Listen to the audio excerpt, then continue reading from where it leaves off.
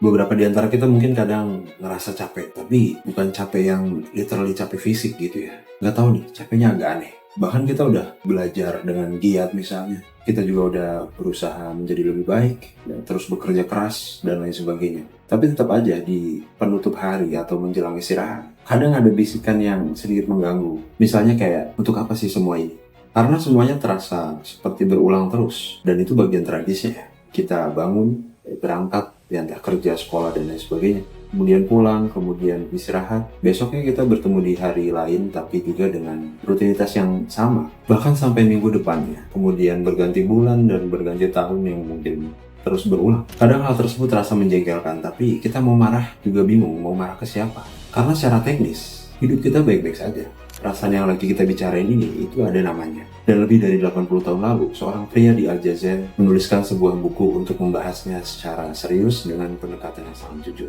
Dia bernama Albert Camus dan bukunya berjudul The Myth of Sisyphus. Kita akan coba ngebedah buku ini secara pelan-pelan. Dan mungkin ada beberapa hal yang terasa kontekstual untuk menjawab keresahan tadi. Mais voilà, dans la société intellectuelle, je ne sais pourquoi, j'ai toujours l'impression d'être coupable.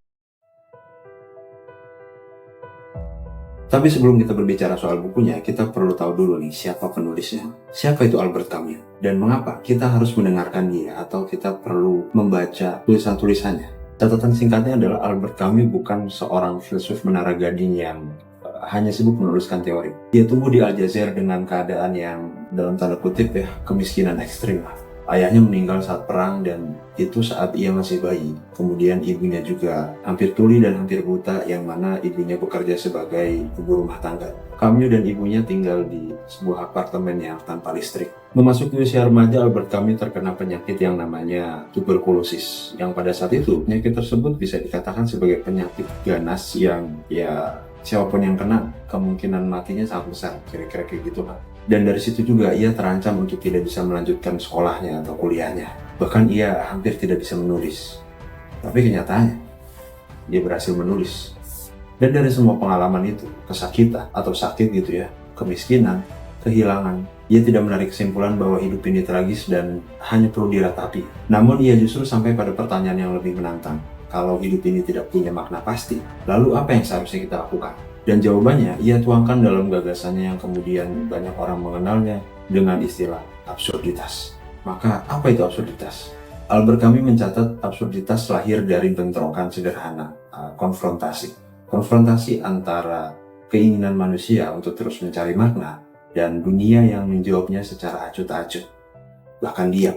Dan ya seperti itu, katakanlah kita tadi ya banyak bertanya tentang kehidupan yang kita jalani ini dengan terus berulang. Mungkin pertanyaan itu sampai kita di usia matang ataupun akan mati sekalipun, pertanyaan itu nggak akan hilang. Pertanyaan-pertanyaan tentang makna final dari bagaimana sih menjalani kehidupan yang secara baik itu, atau apa sih yang kita cari di dunia ini dan lain sebagainya. Kita bisa menanyakan itu bahkan ribuan kali, tapi dunia ya akan gitu-gitu aja. Dunia akan tetap tidak peduli dengan apa yang kemudian kita cari.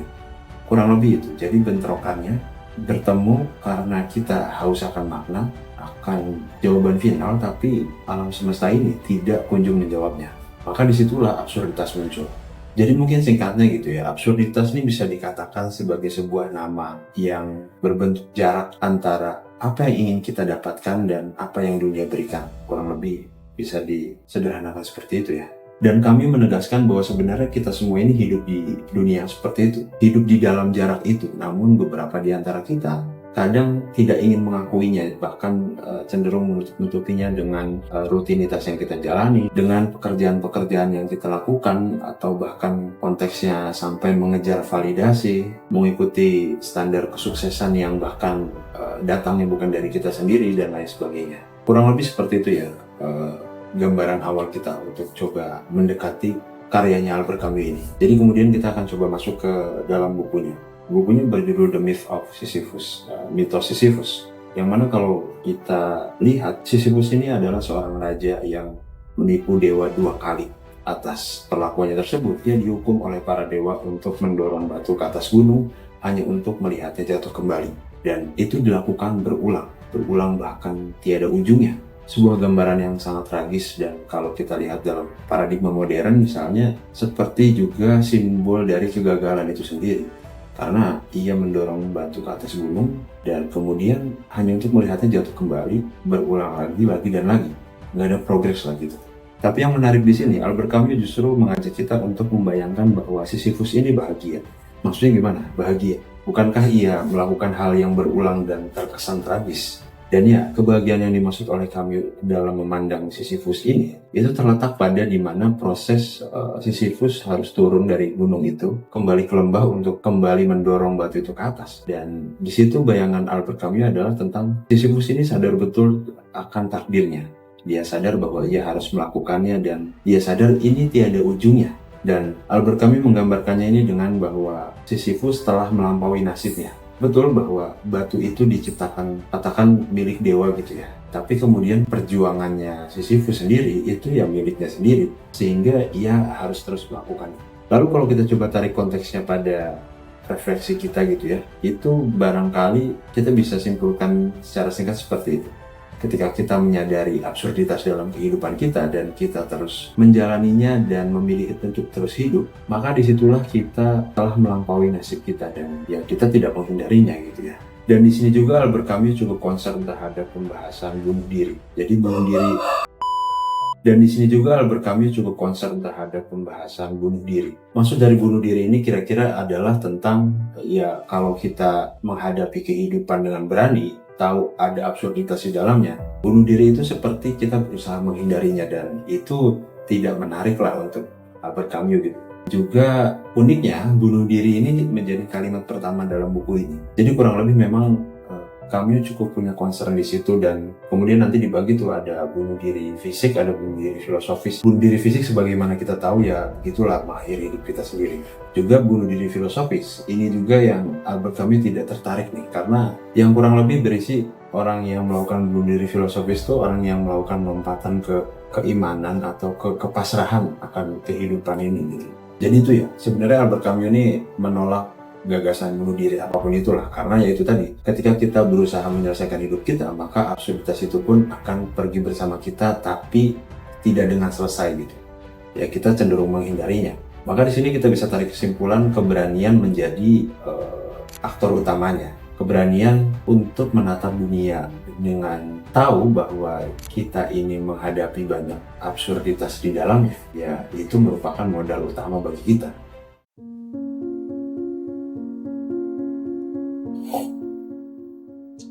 Oke, secara teori kita mungkin sudah membahasnya ya, walaupun singkat dan kalau mau menambah banyak penjelasan yang lebih komprehensif bisa coba ke kanal-kanal yang lebih otoritatif mengenai filsafat gitu ya. Kalau kita kan hanya coba melihat dari sudut pandang kebutuhan keresahan kita. Dan ya lalu setelah ini apa? Setelah ini coba kita dekatkan ke hal yang lebih konkret, ke hal yang lebih tidak hanya teoretikal.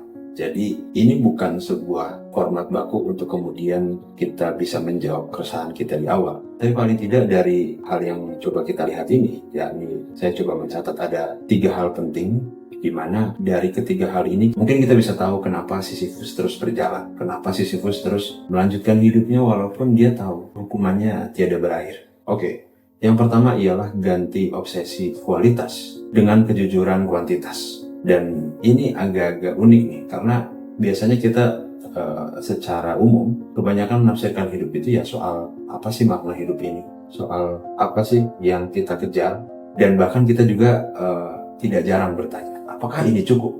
Lalu di situ kami bilang bahwa itu adalah pertanyaan-pertanyaan jebakan yang coba menuntun kita untuk mencapainya, mencapai suatu makna final di luar sana, yang padahal ya apakah ada makna final itu? Maka di sini bisa dibilang Albert Camus justru membalik logikanya nih. Kalau tadi misalnya banyak orang itu mencari makna final, justru ia berpegang teguh pada hal yang paling mendasar, yakni ya kita hanya harus terus menjalani hidup. Udah sesimpel itu. Tapi juga dengan kesadaran penuh, bukan menjalani yang secara autopilot misalnya gitu ya. Maka kalau disimpulkan dalam satu kalimat, kita bisa menyimpulkannya dengan yang terpenting adalah hidup yang hidup. Bukan kehidupan yang sempurna, bukan kehidupan yang membawa kita mencapai level tertentu di mana kita merasa sudah selesai gitu. Yang terpenting sekali lagi ialah hidup yang paling hidup dengan penuh kesadaran. Poin yang kedua ialah jadikan kreativitas sebagai cara untuk tetap sadar. Nah, pada nomor 2 ini, Camus itu berpendapat bahwa untuk menjaga pikiran tetap jernih, salah satu cara yang paling efektif adalah dengan membuat sesuatu. Maka tadi garis besarnya adalah kreativitas itu. Tapi ya balik lagi bahwa kesadaran tentang pembuatan sesuatu atau menciptakan sesuatu itu juga harus dibarengi dengan ya apa yang kita buat ini akan sia-sia juga pada akhirnya. Dalam artian apa? Dalam artian kita tidak perlu memikirkan ujung dari apa yang kita buat ini. Misalnya kita bikin sebuah tulisan. Apakah tulisan ini akan berpengaruh untuk mengubah dunia? Nah, pikiran-pikiran seperti itulah yang Albert Camus tidak anjurkan gitu. Bahkan ya bagi dia itu adalah sesuatu yang keliru. Karena tugas kita sekali lagi adalah hanya terus membuat, hanya terus melakukan, hanya untuk kemudian memenuhi kesadaran kita. Kesadaran tentang ya bikin sesuatu itu adalah bikin sesuatu, bukan bikin sesuatu untuk misalnya mencapai sesuatu yang gilang gemilang dan lain sebagainya. Barangkali ini juga berlaku untuk banyak hal ya. Kalau tadi misalnya saya contohkan dari menulis, ya nggak cuma soal pembuatan karya gitu ya. Ya banyak hal misalnya merapikan rumah, belajar memasak dan lain sebagainya itu dilakukan dengan penuh kesadaran akan ujungnya itu ya nggak jadi apa-apa. Hanya jadi untuk memenuhi kebutuhan dasar kita yang dimana awal kita tentukan itu. Dan poin yang terakhir atau poin yang ketiga ialah temukan kebahagiaan bukan setelah, tapi di dalam perjuangan itu sendiri. Barangkali ini nih yang paling agak sulit diterima. Karena mungkin kita sering ya berpikir bahwa oke, nanti setelah lulus kita akan mencapai ini. Atau oke, kalau nanti saya sudah dapat pekerjaan yang layak, yang baik, maka saya bisa memenuhi kebahagiaan saya dengan cara membeli ini. Atau hal yang paling sederhana misalnya kalau saya sudah menyelesaikan masalah ini, hidup saya akan terasa lebih hidup dan lain sebagainya. Dan pada poin ini kami mau bilang ya bahwa tidak ada kata nanti. Yang ada ya apa yang sekarang sedang kita lakukan ini. Karena kalau kita terjebak dalam kata nanti setelah ini akan mendapatkan ini dan lain sebagainya, barangkali itu adalah sebuah formula untuk tidak mencapai kebahagiaan itu sendiri. Nah, di sini kita akan coba masuk ke kutipan yang cukup menarik ya, bahwa kebahagiaan dan absurditas menurut Albert Camus merupakan putra dari bumi yang sama. Mereka lahir berbarengan, tidak bergantian. Jadi menarik sekali, artinya ya keduanya akan terus ada dalam kehidupan kita. Dan oke, dari ketiga yang sudah kita bahas itu, barangkali salah satunya bisa kita terapkan dalam kehidupan kita masing-masing ya. Ya kalau mau dibungkus agar rapih narasinya, mungkin kita bisa lihat nih, Albert Camus yang hidup dalam kemiskinan saja, ia bisa tetap produktif, menulis, bahkan coba cari riwayat penyakitnya tuh sangat-sangat mengganggu dia gitu. Tapi ya itu sekali lagi, ia bahkan bisa membuat sesuatu yang menurut saya menarik. Juga contoh lainnya misalnya tadi yang sudah kita bahas di awal mengenai Sisyphus. Sisyphus ini kalau dia tidak teguh pendirian atau tidak sadar akan absurditasnya, barangkali ya untuk apa dia melakukan itu gitu kan. Dia mendorong batu ke atas gunung hanya untuk melihatnya jatuh kembali dan mengulanginya lagi dan lagi. Oke, sebagai penutup, mungkin saya coba akan kembali ke cerita Sisyphus tadi bahwa di titik lelahnya kita gitu ya namanya juga manusia, human nature-nya kita barangkali adalah rasa capek itu sendiri. Tapi kalau kita lagi capek terus kemudian ingat Sisyphus yang ia bahkan mendorong batu ke atas gunung hanya untuk melihatnya jatuh kembali, ya kita bisa pahami sebagai bahwa batu itu miliknya Sisyphus.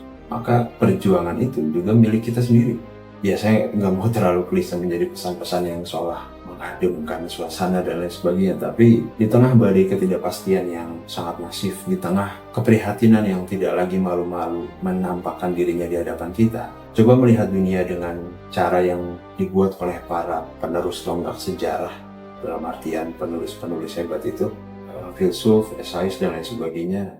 Barangkali itu menjadi sesuatu yang bernilai. Dan ya dengan segala kerendahan hati saya hanya coba ingin mempelajarinya bersama-sama. Tidak ada niat menggurui sedikit. Jadi terima kasih yang sudah menonton sampai akhir.